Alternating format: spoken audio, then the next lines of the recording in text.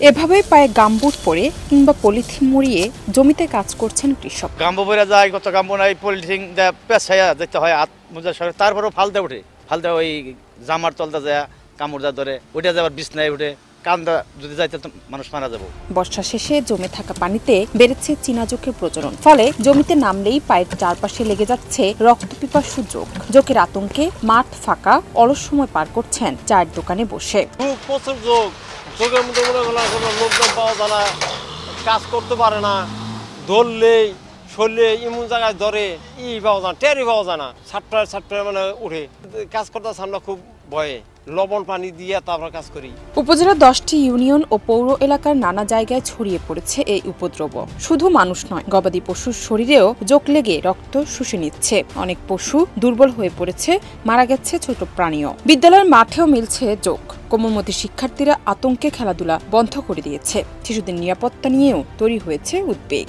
বিপদ মানে বাচ্চা ফেলা বান্ধব বুঝে না, জোঁক কি খাইয়াটে ফেলা পেটে গেলে তো সমস্যা, কাজ করতে পারি না, কারণ এইগুলা তো মানে বাস পাওয়া যায় না, শরীরে উঠতে সম মানে এমন জায়গায় দৌড়বো, জায়গায় দৌড়বো, এটা রক্ত খায়, অনেক রক্ত খায়, কিন্তু যা খায় তার চাইতে ডাবল পড়ে যায় একাই। ডোবানালা, কৃষি জমি, এমনকি বাড়ির আঙ্গিনা সবখানেই ছড়িয়ে পড়েছে জোঁকের আনাগোনা। অনেক লবণ, ডেটল আর চুন ব্যবহার করেও পাচ্ছেন না স্বস্তি। স্থানীয় প্রশাসন বলছে, বৃষ্টির কারণে বেড়েছে এই উপদ্রব।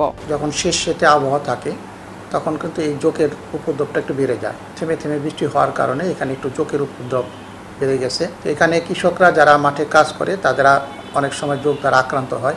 আমরা কৃষি বিভাগের পক্ষ থেকে আমাদের মাঠ পর্যায়ে যারা কর্মী আছে তাদেরকে আমাদের নির্দেশনা আছে যাতে করে কৃষকদের তারা এ ব্যাপারে সচেতনতা তারা বৃদ্ধি করে।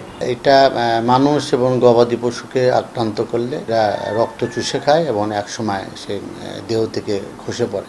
জোঁকের উপদ্রবের কথা শুনতে পেরেছি এবং আমরা প্রাণী সম্পদ বিভাগ আমাদের যে সমস্ত খামারি আছে তাদেরকে আমরা পরামর্শ দিয়েছি যে তাদের খামারের আশেপাশে যে সমস্ত ঝোপ জঙ্গল এলাকা এটা অবশ্যই জানি পরিষ্কার রাখে। সেটা আবহাওয়া সাধারণত জোঁকের বসবাস হয়, বংশবৃদ্ধি হয়। যদি জোঁকে আক্রান্ত হয়, কারো ব্লিডিং বেশি হয়, রক্তপাত বেশি হয়, তাহলে তার ডাক্তারের সাথে পরামর্শ করা উচিত অথবা হসপিটালে আসা উচিত। জানাত নিপু, দেশ রূপান্তর।